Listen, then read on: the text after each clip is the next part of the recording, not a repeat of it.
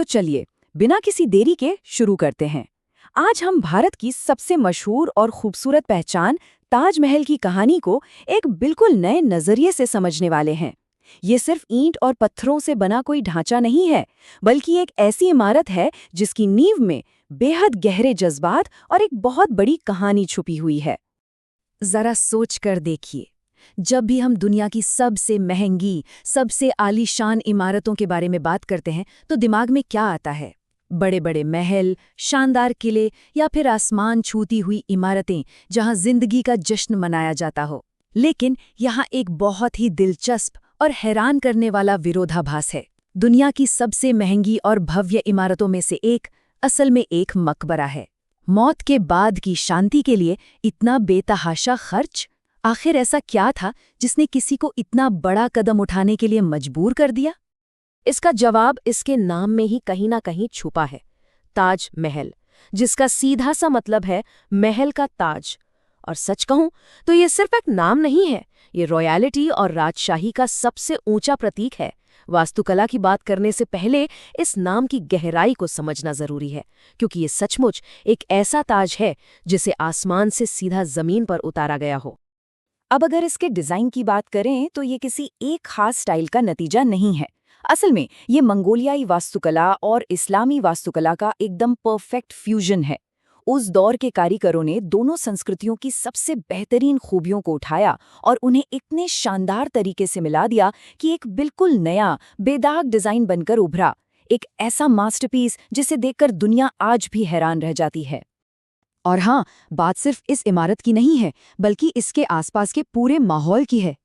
चमकदार सफेद संगमरमर और उसके चारों तरफ फैले हरे भरे फारसी बगीचे, ये कंट्रास्ट सच में आंखों को सुकून देता है। इसके सामने जो कृत्रिम पानी के चैनल हैं, वो सिर्फ सजावट के लिए नहीं बनाए गए थे। जब इस विशाल सफेद संगमरमर की परछाई उस शांत पानी में पड़ती है ना, तो एक जादुई भ्रम पैदा होता है। ऐसा लगता है जैसे ये भारी भरकम इमारत जमीन पर टिकी ही नहीं है, बल्कि हवा या पानी पर तैर रही है, बिल्कुल किसी सपने जैसा। इस जगह की पवित्रता को महसूस करने के लिए कुछ खास नियमों को समझना होगा। इस बेदाग सफ़ेद संगमरमर को सदियों तक ऐसा ही बनाए रखने और इस्लामी धर्म का सम्मान करने के लिए यहाँ जूते उतारने की परंपरा है। जैसे ही अंदर कदम रखते हैं, एक भव्य ट्यूडर मेहराब से होकर गुजरना पड़ता है और फिर नज़र सीधे उन 4 अष्टकोणीय मंडपों पर पड़ती है जो कोनों में स्थित हैं। यहाँ का कोना कोना इस तरह डिज़ाइन किया गया है कि हर एक कदम पर उस भव्यता और शांति को करीब से महसूस किया जा सके। इसके विशाल आकार का अंदाज़ा इसके मुख्य गुंबद से आसानी से लगाया जा सकता है। ये कोई आम गुंबद नहीं है, ये एक डबल गुंबद है जो एक ऊंचे ड्रम पर टिका है और इसके बिल्कुल ऊपर कांसे से बना एक कमल का फूल सजा हुआ है। और इसकी ऊंचाई सुनेंगे, चबूतरे से लेकर ऊपर तक ये पूरे 60 मीटर ऊंचा है।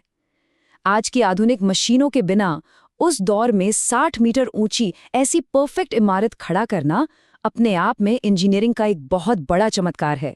लेकिन चलिए, अब वास्तुकला और पत्थरों से थोड़ा हटते हैं और उस भावना की बात करते हैं जो इस पूरे ढांचे की असली नींव है। मिलिए फारसी राजकुमारी अर्जुमंद बानो बेगम से, जिन्हें इतिहास में मुमताज महल के नाम से जाना जाता है।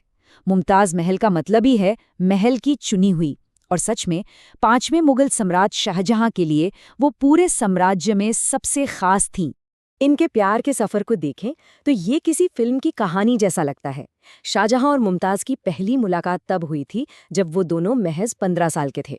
कहा जाता है कि ये बिल्कुल पहली नज़र का प्यार था। फिर पूरे 5 साल का लंबा इंतज़ार और उसके बाद उनकी शादी हुई। उनका वैवाहिक जीवन 19 सालों तक चला, एक ऐसा रिश्ता जो बेइंतहा प्यार और वफादारी से भरा था। लेकिन फिर अचानक महज 39 साल की उम्र में मुमताज़ की एक बहुत ही दुखद मौत हो गई। ये कोई आम ऐतिहासिक आंकड़ा नहीं है, ये एक बेहद गहरी व्यक्तिगत प्रेम कहानी है जो अचानक से अधूरी रह गई। ये समझना बहुत ज़रूरी है कि मुमताज़ सिर्फ शाहजहां की पसंदीदा पत्नी ही नहीं थी, वो उनकी सबसे अच्छी दोस्त थीं और सबसे भरोसेमंद राजनीतिक सलाहकार भी। शाहजहां अपनी निजी जिंदगी से लेकर साम्राज्य के बड़े बड़े फैसलों तक हर चीज़ में मुमताज़ पर पूरी तरह निर्भर थे। उनकी ये साझेदारी शाही महलों की दीवारों से कहीं आगे तक जाती थी। हर मुश्किल में, हर बड़े कदम पर वो एक दूसरे के साथ मजबूती से खड़े थे। और फिर आता है वो पल जिसने इतिहास का रुख हमेशा के लिए बदल कर रख दिया। साल था 1631। शाहजहां एक सैन्य अभियान पर निकले थे और मुमताज हमेशा की तरह उनके साथ थीं। और वहीं पर मुमताज ने अपने 14वें बच्चे को जन्म दिया। जी हाँ, 14। इसी जन्म के दौरान आई भारी शारीरिक जटिलताओं की वजह से इस महान प्रेम कहानी का इतना दुखद और भयानक अंत हो गया। तो यहाँ सबसे अहम बात यह है कि अपने आखिरी वक्त में मुमताज ने अपने पति से एक वादा लिया था। उन्होंने शाहजहां से कहा कि वो उनके लिए पूर्णता का यानी परफेक्शन का एक ऐसा स्मारक बनाए कि आने वाली पीढ़ियों में कोई भी उनके प्यार की ताकत पर कभी शक न कर सके। और ये सिर्फ एक आखिरी इच्छा नहीं थी, ये एक ऐसी चुनौती थी जिसने शाहजहां को दुनिया का सबसे खूबसूरत और बेदाग अजूबा बनाने के लिए प्रेरित कर दिया। और ये बात बहुत ही साफ तरीके से दर्शाती है कि मुमताज के जाने का शाहजहां पर क्या भयानक मानसिक और शारीरिक असर हुआ था। कहा जाता है कि मुमताज की मौत के दुख ने सम्राट को इस कदर तोड़ दिया था कि गहरे सदमे के कारण उनके काले बाल रातों रात सफेद हो गए। जरा सोचिए, ये कितना शक्तिशाली और दिल दहला देने वाला दृश्य रहा होगा। एक बेहद ताकतवर सम्राट जिसके इशारे पर दुनिया चलती थी, अपनी सबसे प्यारी चीज को खोने के बाद अंदर से पूरी तरह बिखर चुका था। सम्राट का ये दुख सिर्फ उनके आंसुओं तक सीमित नहीं रहा, ये पूरे देश का दुख बन गया। शाहजहां ने पूरे साम्राज्य में 2 साल के सख्त राष्ट्रीय शोक की घोषणा कर दी। इन 2 सालों में नियमों की एक ऐसी लिस्ट लागू हुई जो बहुत ही सख्त थी। पूरे राज्य में कोई पार्टी नहीं, कोई संगीत नहीं बजाया जाएगा।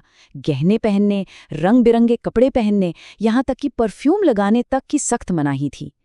एक अकेले इंसान के भारी शोक का वजन पूरे देश ने लगातार 2 सालों तक महसूस किया। और इसी असीम दुख और उस एक आखिरी वादे से जन्म हुआ ताजमहल का।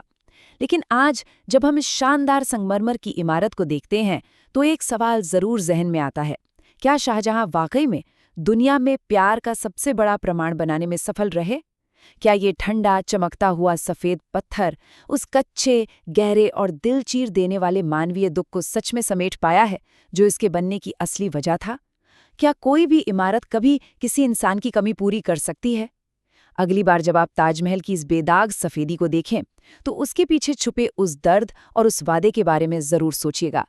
आज की इस दिलचस्प चर्चा में हमारे साथ जुड़ने के लिए बहुत बहुत शुक्रिया। हमेशा कुछ नया सीखते रहें।